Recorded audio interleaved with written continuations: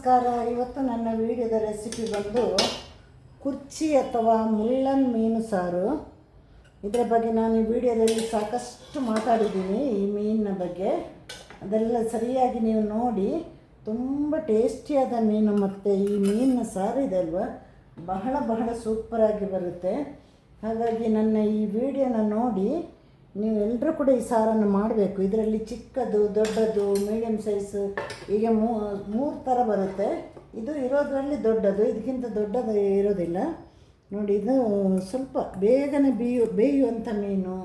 ಹಾಗೆ ಇದರ ಸಾರಂತೂ ತುಂಬ ಟೇಸ್ಟಿಯಾಗಿರುತ್ತೆ. ಅದಲ್ಲದೆ ನೋಡಿ, ನಾನು ಯಾಕೆ ಈಗ ಒಂದೊಂದು ಪೀಸನ್ನು ತೆಗಿತೇನೆ ಅಂದರೆ, ಸಾರು ಜೊತೆ ಹಾಕಿದರೆ ಇದು ಎಲ್ಲ ಈ ಥರ ಬೇರೆ ಸೌಟಲ್ಲೆಲ್ಲ ಹಾಕಿದರೆ ಪುಡಿಯಾಗಿ ಹೋಗುವಂಥ ಮೀನು. ಈ ಥರ ಮೀನನ್ನು ಹಾಕಿ ನಂತರದಲ್ಲಿ ಇದರ ಮೇಲೆ ಸಾರು ಹಾಕಬೇಕು. ಯಾಕೆಂದರೆ ನಾವು ದೊಡ್ಡ ಪಾತ್ರೆಯಲ್ಲಿ ಮಾಡಿರ್ತೀವಲ್ವ, ಸಾರು ಚೆಲ್ಲಬಾರ್ದು ಅಂತ. ನಂತರ ಬೇರೆ ಪಾತ್ರೆಗೆ ಹಾಕಬೇಕಂದ್ರೆ ತುಂಬ ಕೇರ್ಫುಲ್ಲಾಗಿ ಹಾಕಬೇಕು.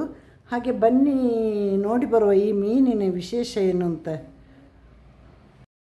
ನೋಡಿ. ಈ ಮೀನ ಹೆಸರೇ ಮುಳ್ಳನ್ ಕುರ್ಚಿ. ಇದು ಸ್ವಲ್ಪ ಮುಳ್ಳೆಲ್ಲ ಇದೆ ಒಳಗಡೆ, ಸ್ವಲ್ಪ ಹುಷಾರಾಗಿ ತಿನ್ನಬೇಕು, ಮಕ್ಕಳಿಗೆಲ್ಲ ಕೊಡುವಾಗಿಲ್ಲ. ಇದರಲ್ಲಿ ಚಿಕ್ಕದೆಲ್ಲ ಬರ್ತಾಯಿತ್ತು ನಮ್ಮ ಊರಲ್ಲೆಲ್ಲ. ಇದು ಇವಾಗ ದೊಡ್ಡದು, ಫ್ರೈಗೆ ಕೂಡ ಚೆನ್ನಾಗಿರುತ್ತೆ. ಇದರದ್ದು ಸಾರು ಮಾಡಬೇಕು, ಸ್ವಲ್ಪ ಖಾರ ಮಾಡಿ. ಏನು ಬ್ಯೂಟಿಫುಲ್ಲಾಗಿರುತ್ತೆ ಅಂದರೆ, ಇದು ಒಂದೇ ಒಂದು ನಿಮಿಷದಷ್ಟು ಹೊತ್ತು ಬೇಯುವಂಥ ಮೀನು. ಇದನ್ನು ಜಾಸ್ತಿ ಬೇಯಿಸಿದರೆ ಮುಳ್ಳು ಮಾತ್ರ ಇರುತ್ತೆ. ಈಗ ನಾನು ಹಿಂದೆ ಹೇಳಿದಾಗೆ ಮುಳ್ಳನ್ ಅಥವಾ ಕುರ್ಚಿ, ನಮ್ಮ ಭಾಷೆಯಲ್ಲಿ, ನನಗೆ ಮತ್ತೆ ಇನ್ನೇನು ಹೇಳ್ತಾರೆ ಗೊತ್ತಿಲ್ಲ. ಇದನ್ನು ಇಲ್ಲೇ ಇವಾಗ ನಾನು ಕಟ್ ಮಾಡೋದು. ಇವತ್ತು ಮಂಗಳವಾರ ಅಲ್ವಾ, ಮಂಗಳವಾರ ಮಾರ್ಕೆಟಲ್ಲಿ ಒಳ್ಳೆ ಮೀನು ಸಿಗುತ್ತೆ. ಮಂಗಳವಾರ, ಶನಿವಾರ, ಭಾನುವಾರ, ಬೇರೆ ದಿವಸ ಎಲ್ಲ ಹೇಳಲಿಕ್ಕಾಗೋದಿಲ್ಲ. ಮತ್ತು ನಮಗೆ ಒಳ್ಳೆ ಮೀನು ಬಂದರೆ ನಮಗೆ ಫೋನ್ ಬರುತ್ತೆ ಅಥವಾ ಡೆನ್ಸೋ ಮಾಡ್ತಾರೆ. ಹಾಗಾಗಿ ಇದು ನೋಡಿ, ಇವಾಗ ಹಿಡ್ಕೊಂಡು ಬಂದ ಮೀನು ನೋಡಿ, ಆ ಥರ ಇದೆ ಅಲ್ಲ. ಈಗ ಅದನ್ನು ಕಟ್ ಮಾಡುವ. ಹೇಗೆ ಬೇಕಾದರೂ ಇದನ್ನು ಕಟ್ ಮಾಡೋದು. ಸ್ವಲ್ಪ ತುಂಬ ದೊಡ್ಡ ಮೀನಲ್ಲೆಲ್ಲ ಹಾಡಿರುತ್ತೆ, ಮುಳ್ಳು ಮಾತ್ರ. ಹಾಗೆ ನಾನಿಲ್ಲಿ ಕತ್ತರಿಯಲ್ಲಿ ಇದರ ಸೈಡೆಲ್ಲ ತೆಗೆದು ಮತ್ತೆ ಮನೆ ಕತ್ತಿಯಲ್ಲಿ ಕಟ್ ಮಾಡುವಂಥ. ನೋಡಿ ಎಷ್ಟು ಹಾಡಿದೆ ನೋಡಿ. ಈಗ ಒಂದೊಂದು ಮೀನಿನ ಸೈಡು ಈಗ ತೆಗಿಬೇಕು. ನಮಗೆಲ್ಲ ಅಂಗಡಿಯಲ್ಲೆಲ್ಲ ಕಟ್ ಮಾಡಿ ಕೊಡ್ತಾರೆ. ಅಂಗಡಿಯಲ್ಲಿ ಕಟ್ ಮಾಡಿ ಕೊಟ್ಟರೆ ಮತ್ತು ನಿಮಗೆ ನಾನು ಹೇಗೆ ಹೇಳಿಕೊಡೋದಲ್ವ. ಸ್ವಲ್ಪ ಈ ಥರ ಒಂದು ದೊಡ್ಡ ಕತ್ತರಿ ಇಟ್ಕೊಳ್ಳಿ ಮನೆಯಲ್ಲಿ, ಅಥವಾ ಒಳ್ಳೆ ಶಾರ್ಪದು ಮನೆ ಕತ್ತಿ ಇಟ್ಕೊಳ್ಳಿ. ನೋಡಿ ಎಷ್ಟು ಇದೆಲ್ಲ ಫಸ್ಟು ಕಟ್ ಮಾಡಿ ಅಲ್ಲಿ ಸೈಡಲ್ಲಿ ಇಟ್ಟರೆ ಮತ್ತು ತಲೆ ಮಾತ್ರ ತೆಗೆದ್ರೆ ಆಯ್ತಲ್ವ. ಇದನ್ನು ಒಂದೊಂದು ಮಾಡ್ತಾ ಹೋಗ್ತೇನೆ ಈಗ ನಾನು. ನನಗೆ ಅಡುಗೆ ಅಂದರೆ ಭಾರಿ ಇಂಟ್ರೆಸ್ಟ್, ಏನು ಅಂತ ಗೊತ್ತಿಲ್ಲ. ಮೊದಲೇ ಇತ್ತು ಹಾಗೆ. ತಿನ್ನೋದಕ್ಕೆ ಇಂಟ್ರೆಸ್ಟ್ ಇದೆಯಾ ಅಂದರೆ ಒಂದು ಮಿನಿಮಮ್. ಅಂದರೆ ಅಡುಗೆಗೆ ಭಾರಿ ಇಂಟ್ರೆಸ್ಟ್. ಅಡುಗೆ ಮಾಡೋದು, ಬೇರೆಯವರಿಗೆ ಬಡಿಸೋದು ತುಂಬ ಖುಷಿಯಾಗುತ್ತೆ.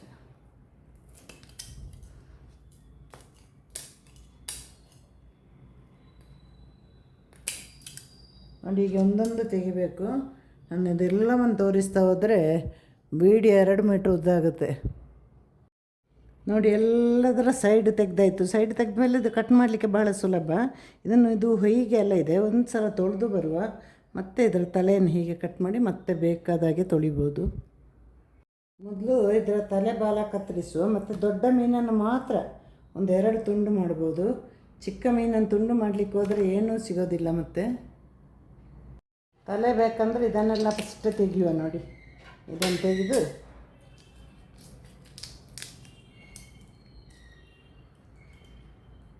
ತಲೆಯಲ್ಲಿ ಏನಿಲ್ಲ, ಆದರೆ ತಲೆ ಇಟ್ಟಾಗ ಮೀನು ಸ್ವಲ್ಪ ಇದು ಹುಡಿಯಾಗೋ ಮೀನಲ್ವ, ಹುಡಿ ಆಗೋದು ಕಮ್ಮಿ ಆಗುತ್ತೆ ಅಂತ ಮಾತ್ರ. ನೋಡಿ ಈ ಥರ ತೆಗಿಬೇಕು. ಕಣ್ಣು ಕೂಡ ಇಟ್ಟರೆ ಚೆನ್ನಾಗಿರುತ್ತೆ. ಅದರ ಫ್ರೈ ಆದರೆ ಕಣ್ಣು ಇಡಬೇಕು. ಮುಳ್ಳು ತುಂಬ ಹಾಡಿದೆ ಮಾತ್ರ. ಇದು ಮುಳ್ಳು ಬಹಳ ಜಾಗೃತೆ ಆಗಿರಬೇಕು. ಹೆಚ್ಚಾಗಿ ಮಕ್ಕಳಿಗೆಲ್ಲ ಕೊಡೋದಿಲ್ಲ ಇದು. ಚಿಕ್ಕ ಮಕ್ಕಳಿಗೆ ನಾನು ಹೇಳ್ತಾ ಇರೋದು, ಒಂದು 10 ವರ್ಷದ ಒಳಗಡೆ ಎಲ್ಲ ಮುಳ್ಳು ಸ್ವಲ್ಪ ಜಾಸ್ತಿ ಅಂತಲ್ಲ, ಹಾರ್ಡ್ ಮುಳ್ಳಿದೆ ಅಷ್ಟೆ. ನೋಡಿ ಈ ಥರ ಕಟ್ ಮಾಡಿ ತೆಗೆದೆ. ಈಗ ನೋಡಿ, ದೊಡ್ಡ ಮೀನೆಲ್ಲ 2 ಪೀಸ್ ಮಾಡಿದೆ, ಚಿಕ್ಕದೆಲ್ಲ ಹಾಗೆ ಬಿಟ್ಟಿದ್ದೇನೆ. ಇದನ್ನು ತುಂಬ ಚಿಕ್ಕ ಪೀಸ್ ಮಾಡುವಾಗಿಲ್ಲ. ಚಿಕ್ಕ ಪೀಸ್ ಮಾಡಿದಾಗೆ ಅದು ಪುಡಿ ಪುಡಿ ಆಗುತ್ತೆ. ಅದಕ್ಕೆ ಹೇಳಿದ್ದು ನಾನು ಒಂದೇ ನಿಮಿಷ ಬೇಯಬೇಕು ಅಂತ. ಎಲ್ಲರಿಗೂ ಗೊತ್ತಿದ್ದು.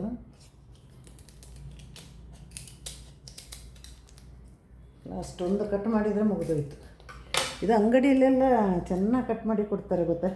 ಅಂದರೆ ಕ್ಯೂ ಇರುತ್ತಲ್ವ, ವೆಯ್ಟ್ ಮಾಡಬೇಕು ನಾವು, ಅದು ಕಷ್ಟ ಆಗುತ್ತೆ ಸ್ವಲ್ಪ. ಕಣ್ಣು ಎಷ್ಟು ಚೆನ್ನಾಗಿರುತ್ತೆ ಗೊತ್ತಾ, ನಮ್ಮ ಮನೆಯವ್ರಿಗೆ ಇಷ್ಟ ಆಗೋದಿಲ್ಲ, ಬೈತಾರೆ.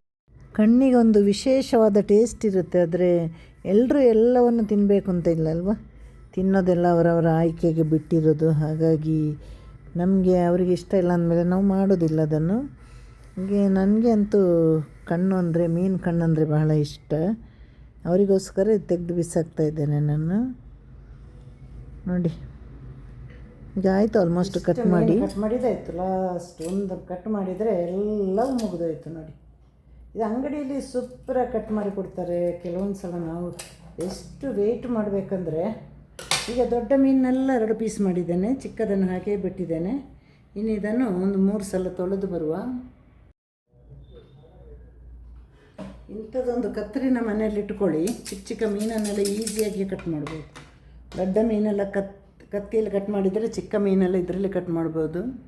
ನೋಡಿ ಚೆನ್ನಾಗಿ ತೊಳೆದಿದ್ದಾಯಿತು. ಇನ್ನು ನಾವು ಮಸಾಲೆಯನ್ನು ರೆಡಿ ಮಾಡಬೇಕು. ಮಾಮೂಲಿ ಇದಕ್ಕೆ ನಾವು ಬ್ಯಾಡಗಿ ಮೆಣಸು ಅಂತ ಹಾಕೋದೇ ಇಲ್ಲ. ಇದೊಂದು ಎಲ್ಲೋ ಕರಿ ಇರಬೇಕು, ಖಾರನೇ ಇರಬೇಕು. ಗುಂಟೂರಲ್ಲಿ ಮಾತ್ರ ಮಾಡುವಂತಹ ಒಂದು ಮೀನಿದು. ಈ ಕುರ್ಚಿ ಮೀನು ಮಸಾಲೆಗೆ ಇಲ್ಲಿ ನಾನೊಂದು ಮೀಡಿಯಮ್ ಸೈಜ್ ತೆಂಗಿನಕಾಯಿ ತಗೊಂಡಿದ್ದೇನೆ. ಅದು ಬಲ್ತಿರುವ ತೆಂಗಿನಕಾಯಿ, ಎಳೆ ತೆಂಗಿನಕಾಯಲ್ಲಿ ಮೀನು ಸಾರು ಮಾಡುವಾಗಿಲ್ಲ. ನೋಡಿ, ಇದೊಂದು ಮೀಡಿಯಮ್ ಗಾತ್ರದ ತೆಂಗಿನಕಾಯಿನ ತುರಿದಿಟ್ಟಿರೋದು.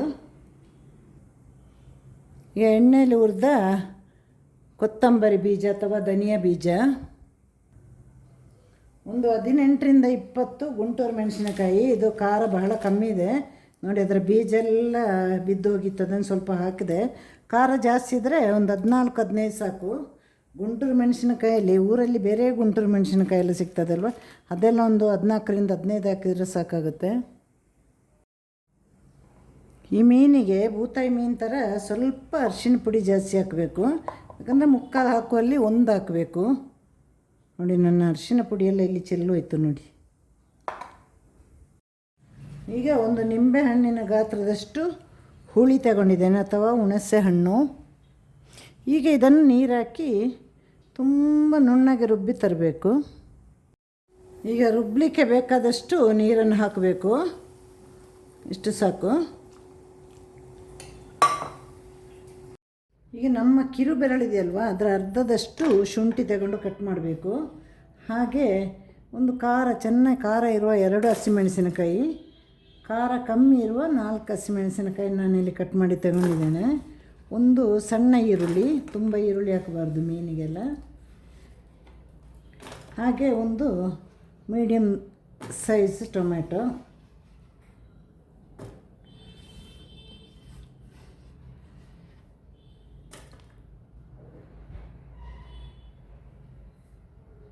ಈಗ ರುಬ್ಬಿದ ಮಸಾಲೆಯನ್ನು ಸೇರಿಸಿ, ಅದಕ್ಕೆ ಸರಿಯಾದ ನೀರನ್ನು ಕೂಡ ಸೇರಿಸಿ. ನೋಡಿ, ಈಗಲೇ ಉಪ್ಪನ್ನು ಕೂಡ ಹಾಕ್ಬೋದು. ಚೆನ್ನಾಗಿ ಕಲಸಬೇಕು, ಮತ್ತು ನೀರಿನ ಅಗತ್ಯ ಇದ್ದರೆ ಹೀಗೆ ಸೇರಿಸಬೇಕು. ಮಾಮೂಲಿ ಮಣ್ಣಿನ ಪಾತ್ರೆಯಲ್ಲಿ ಅಲ್ವ ನಾನು ಸಾರೆಲ್ಲ ಮಾಡೋದು ಮೀನದು. ಇದೇನು ಗೊತ್ತಾ, ಒಂದೇ ಒಂದು ನಿಮಿಷ ಬೇಯುವಂಥ ಮೀನು, ಒಂದೇ ನಿಮಿಷದಲ್ಲಿ ಬೆಂದು ಹೋಗುತ್ತೆ. ಮಣ್ಣಿನ ಪಾತ್ರೆಯಲ್ಲಿ 1 ಅವರೆಲ್ಲ ಬಿಸಿ ನಿಲ್ಲುತ್ತಲ್ವ, ಆಗ ನಮಗೆ ಮೀನೇ ಸಿಗೋದಿಲ್ಲ, ಬರೀ ಮುಳ್ಳು ಮಾತ್ರ ಇರುತ್ತೆ. ಹಾಗಾಗಿ ಇದೊಂದು ಮೀನನ್ನು ಮಣ್ಣಿನ ಪಾತ್ರೆಗೆ ಹಾಕಬೇಡಿ, ತಣಿದ ಮೇಲೆ ಬೇಕಂದರೆ ಹಾಕ್ಬೋದು. ಈಗ ಸ್ವಲ್ಪ ನೀರು ಹಾಕುವ, ಆಮೇಲೆ ಟೊಮೆಟೊ ಉಪ್ಪೆಲ್ಲ ಇದೆ ಅಲ್ವ, ಅದೆಲ್ಲ ನೀರು ಬಿಡುವಂತಹ ವಸ್ತುಗಳಲ್ವ, ಸಾಕು ನೋಡಿ. ಇವಾಗ ಉಪ್ಪನ್ನು ಸೇರಿಸ್ತೀನಿ. ಇಲ್ಲಿ ನಾನೀಗ 2 ಸ್ಪೂನಷ್ಟು ಉಪ್ಪು ಸೇರಿಸ್ತಾ ಇದ್ದೇನೆ. ಮತ್ತು ನಮಗೆ ಅದು ಕುದಿಯುವಾಗ ಗೊತ್ತಾಗುತ್ತೆ ಎಷ್ಟು ಉಪ್ಪು ಬೇಕು ಅಂತ. ಈಗ ಇದನ್ನು ಕುದಿಲಿಕ್ಕೆ ಇಡೋಣ. ಸಾರನ್ನು ಕುದಿಲಿಕ್ಕೆ ಇಟ್ಟಿದ್ದೇನೆ, ಹಾಗೆ ನಾವು ಮುಚ್ಚಿಡುವ, ಇದು ಕುದೀತಾ ಇರಲಿ.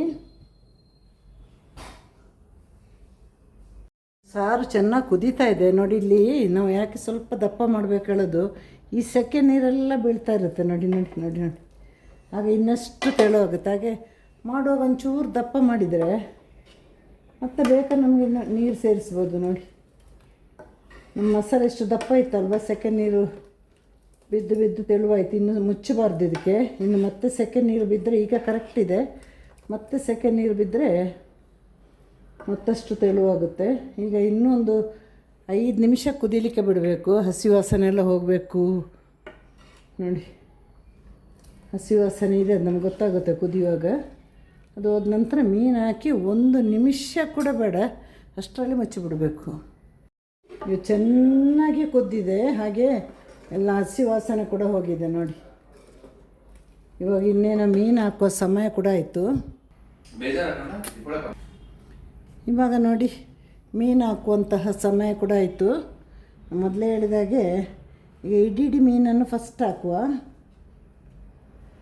ಲೆಕ್ಕನೇ 1 ನಿಮಿಷ ಅಂದರೆ 1 ನಿಮಿಷ. ನೋಡಿ ಯಾಕಂದರೆ ಅಷ್ಟು ಫಾಸ್ಟಾಗಿ ಬೇಯುವ ಮೀನಿನ ಕ್ವಾಲಿಟಿ ಹಾಗೆ, ಅದೆಲ್ಲರಿಗೂ ಗೊತ್ತು. ಇದು ಸ್ವಲ್ಪ ದೊಡ್ಡದಾಗಿದ್ದಕ್ಕೆ 1 ನಿಮಿಷ, ಇಲ್ಲಾಂದರೆ ಬರೀ ಒಂದು ಅರ್ಧ ನಿಮಿಷದಲ್ಲಿ ಬೆಂದೋಗುತ್ತೆ ಕುದಿಯುವಾಗ ಹಾಕಿದರೆ. ಅದಕ್ಕೆ ನೋಡಿ ಮಣ್ಣಿನ ಪಾತ್ರೆಯಲ್ಲಿ ಮಾಡಲಿಲ್ಲ. ಒಂದೊಂದೇ ಮೀನನ್ನು ಹಾಕಿ, ಹಾಗೆ ತೆಗೆಯುವಾಗಲೂ ಕೂಡ ತುಂಬ ಕೇರ್ಫುಲ್ಲಾಗಿ ತೆಗಿಬೇಕು. ಪುಡಿ ಪುಡಿ ಆಗಿಬಿಡುತ್ತದೆ. ಇದರದ್ದೊಂದು ಟೇಸ್ಟಿ ಆಗುತ್ತೆ ಸಾರೆಲ್ಲ, ಅಂದರೆ ಪುಡಿ ಪುಡಿ ಆಗುತ್ತೆ. ಎಲ್ಲ ಮೀನನ್ನು ಹೀಗೆ ಹಾಕುವ, ಹಾಕಿ 1 ನಿಮಿಷದ ಕಾಲ ಮುಚ್ಚಿಡುವ ನಾವು.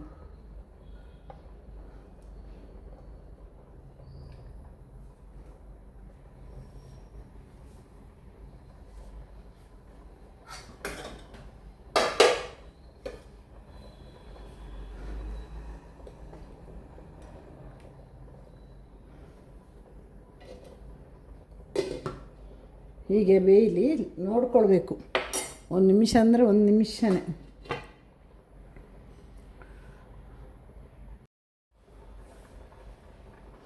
ಕರೆಕ್ಟ್ 1 ನಿಮಿಷ ಆಯಿತು. ಹಾಗೆ ನಾವು ನೋಡಿ ಸಾಕು.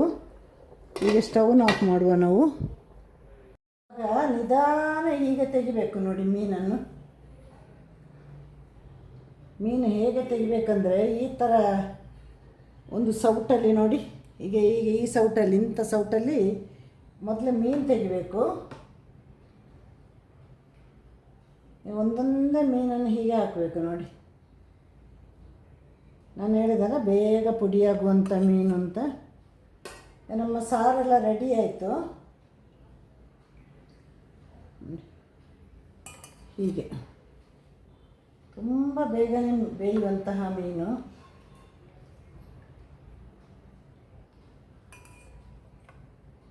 ಕೊನೆಯಲ್ಲಿ ಇದರ ಮೇಲೆ ಸಾರು ಹಾಕಿದರೆ ಆಯಿತು.